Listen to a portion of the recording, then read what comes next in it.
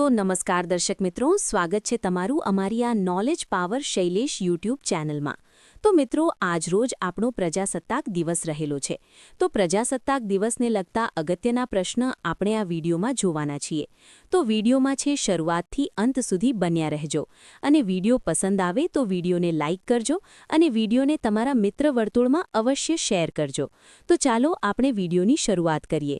તો પહેલો પ્રશ્ન છે કે 26 જાન્યુઆરી 2026ના રોજ પ્રજાસત્તાક દિવસની કઈ વર્ષગાંઠની ઉજવણી કરવામાં આવે છે? તો ઓપ્શન આપેલા છે 74માં, 75માં, 76માં કે 77માં નંબરના। તો મિત્રો, આમાં જવાબ આવશે તે આવશે ઓપ્શન ડી આવશે। 77માં નંબરના પ્રજાસત્તાક દિવસની ઉજવણી વર્ષ 2026માં છે મિત્રો કરવામાં આવી રહી છે। ત્યારબાદ આગળનો પ્રશ્ન આપણે જોઈએ તો પ્રજાસત્તાક દિવસ એટલે કે 26 જાન્યુઆરી જે ઉજવવાનું કારણ છે તે શું છે? તો ઓપ્શન આપેલા છે કે આ દિવસે દેશ સ્વતંત્ર થયો હતો। બીજો ઓપ્શન છે આ દિવસે બંધારણનો મુસદ્દો તૈયાર કરવામાં આવ્યો હતો। ઓપ્શન સી છે આ દિવસે બંધારણ અમલમાં આવ્યું હતું કે ઓપ્શન ડી છે કે આ દિવસે ભારતને એક દેશનો દરજ્જો આપવામાં આવ્યો હતો। તો આમાં જવાબ આવશે મિત્રો, તે આવશે ઓપ્શન સી આવશે કે આ દિવસે બંધારણ અમલમાં આવ્યું હતું। 26 જાન્યુઆરી 1950ના રોજ આપણું જે છે બંધારણ અમલમાં આવ્યું હતું અને આ દિવસને પ્રજાસત્તાક દિવસ તરીકે છે તે ઉજવવામાં આવે છે। ત્યારબાદ આગળનો પ્રશ્ન આપણે જોઈએ તો 26 જાન્યુઆરી 2026ના રોજ પ્રજાસત્તાક જે દિવસ છે તેના મુખ્ય મહેમાન કોણ છે? તો ઓપ્શન છે અબ્દેલ ફતા અલ સીસી, ઇજિપ્તના રાષ્ટ્રપતિ; ડોનાલ્ડ ટ્રમ્પ, અમેરિકાના રાષ્ટ્રપતિ; એન્ટોનિયા કોસ્ટા એન્ડ ઉર્સુલા વોન ડેર લિયન; અને ઓપ્શન ડી છે પ્રોબોવો સુબેનિયન્ટો, ઇન્ડોનેશિયાના રાષ્ટ્રપતિ। તો આમાંથી કોણ મુખ્ય અતિથિ અથવા તો મુખ્ય મહેમાન છે તે પ્રજાસત્તાક દિવસના રોજ જે બન્યા છે? તો આમાં જવાબ આવશે મિત્રો, તે આવશે ઓપ્શન સી આવશે એન્ટોનિયા કોસ્ટા અને ઉર્સુલા વોન ડેર લિયન છે તેઓ છે મિત્રો 2026ના પ્રજાસત્તાક દિવસના છે તેઓ મુખ્ય અતિથિ અથવા તો મુખ્ય મહેમાન બન્યા છે। ત્યારબાદ આગળનો પ્રશ્ન જોઈએ તો પ્રજાસત્તાક દિવસની પરેડમાં ભાગ લેનાર સૌથી ઉચ્ચ કક્ષાના લશ્કરી અધિકારી કોણ છે?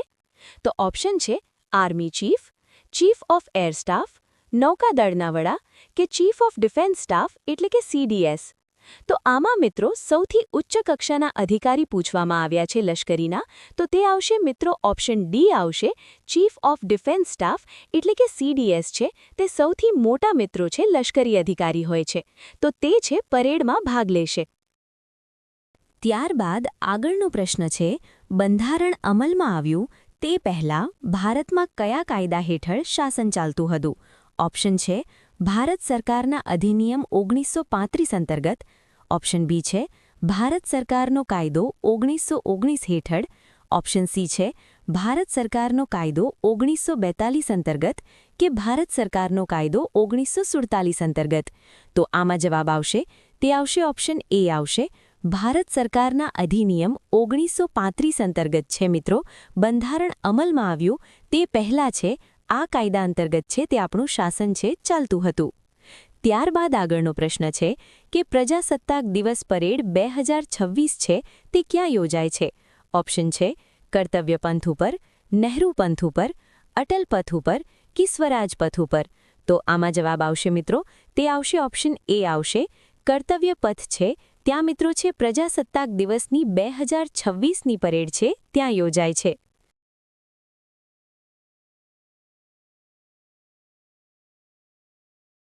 ત્યારબાદ આગળનો પ્રશ્ન આપણે જોઈએ તો ભારતીય પ્રજાસત્તાકની સ્થાપના ક્યારે થઈ હતી, એટલે કે ભારત ક્યારે પ્રજાસત્તાક બન્યું તે પૂછવામાં આવ્યું છે।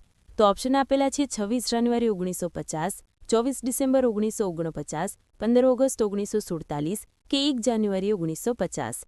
તો આમાં જવાબ આવશે મિત્રો, તે આવશે ઓપ્શન એ આવશે 26 જાન્યુઆરી 1950ના રોજ છે ભારતીય પ્રજાસત્તાકની જે સ્થાપના અથવા તો ભારતીય પ્રજાસત્તાક બન્યું છે। ત્યારબાદ આગળનો પ્રશ્ન છે કે ભારતીય બંધારણ સભા દ્વારા બંધારણ છે તે ક્યારે અપનાવવામાં આવ્યું?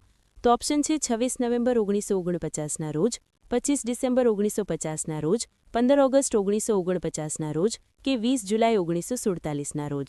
તો આમાં જવાબ આવશે મિત્રો, તે આવશે ઓપ્શન એ આવશે 26 નવેમ્બર 1949ના રોજ છે ભારતીય બંધારણ સભા દ્વારા બંધારણને છે તે અપનાવવામાં આવ્યું હતું. ત્યારબાદ આગળનો પ્રશ્ન છે કે ભારતનું બંધારણ જે બનાવવા માટે છે કેટલો સમય લાગ્યો હતો. ઓપ્શન આપેલા છે 2 વર્ષ 9 મહિના અને 5 દિવસનો સમય. ઓપ્શન બી છે 3 વર્ષ 3 મહિના અને 3 દિવસનો સમય. ઓપ્શન સી છે 5 વર્ષ 6 મહિના અને 18 દિવસનો સમય કે ઓપ્શન ડી છે 2 વર્ષ 11 મહિના અને 18 દિવસનો સમય.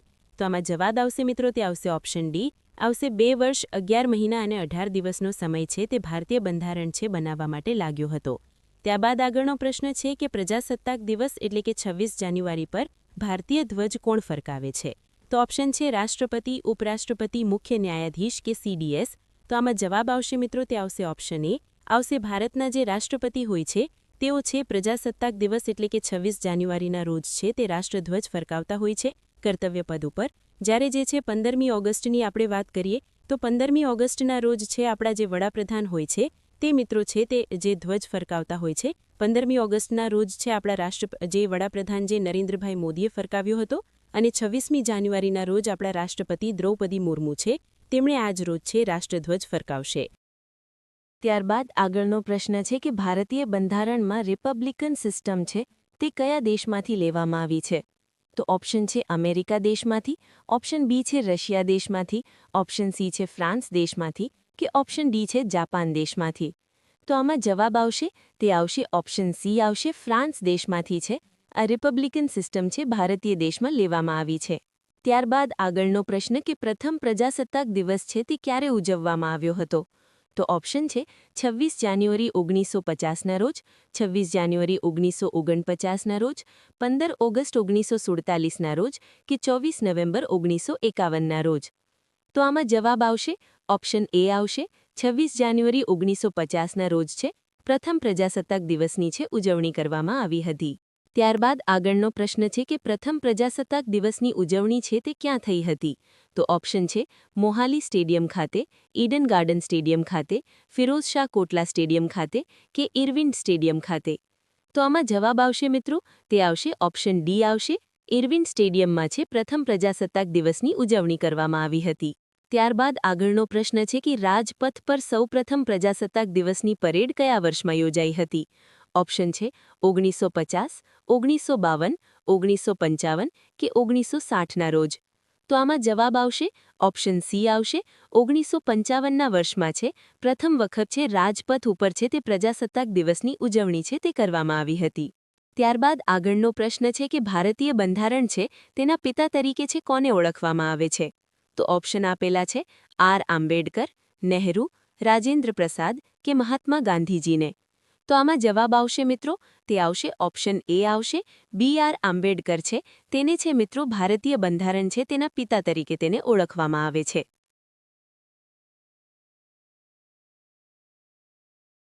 ત્યારબાદ આગળનો પ્રશ્ન છે કે અશોક ચક્ર જે ધ્વજમાં આવેલું હોય છે તે અશોક ચક્રમાં કેટલા આરા હોય છે. ઓપ્શન છે 21, 22, 24 કે 26 જેટલા આરા.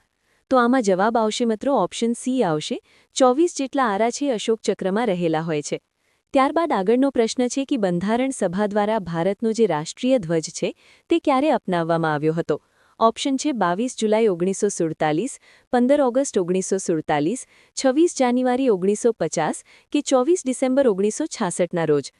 તો આમાં જવાબ આવશે તે આવશે ઓપ્શન એ આવશે 22 જુલાઈ 1947માં છે મિત્રો આપણો જે રાષ્ટ્રીય ધ્વજ છે તેને અપનાવવામાં આવ્યો હતો. ત્યારબાદ આગળનો પ્રશ્ન છે કે ભારતનું જે રાષ્ટ્રીય ગીત નહીં આવે મિત્રો એની ગાન આવશે. રાષ્ટ્રીય ગાન છે તે ગાન કોણે લખ્યું હતું. તો ઓપ્શન આપેલા છે રવિન્દ્રનાથ ટાગોર, બંકિમચંદ્ર ચેટર્જી, ભવાનંદ કે અમિત ભટ્ટાચાર્ય, અમિતાભ. તો આમાં જવાબ આવશે મિત્રો રવિન્દ્રનાથ ટાગોર છે તેમણે આપણો રાષ્ટ્રીય ગાન લખ્યું હતું. અને રાષ્ટ્રીય ગીત પૂછવામાં આવે તો રાષ્ટ્રીય ગીત છે તે બંકિમચંદ્ર ચેટર્જી છે તેમના દ્વારા રાષ્ટ્રીય ગીત વંદે માતરમ લખવામાં આવ્યું હતું.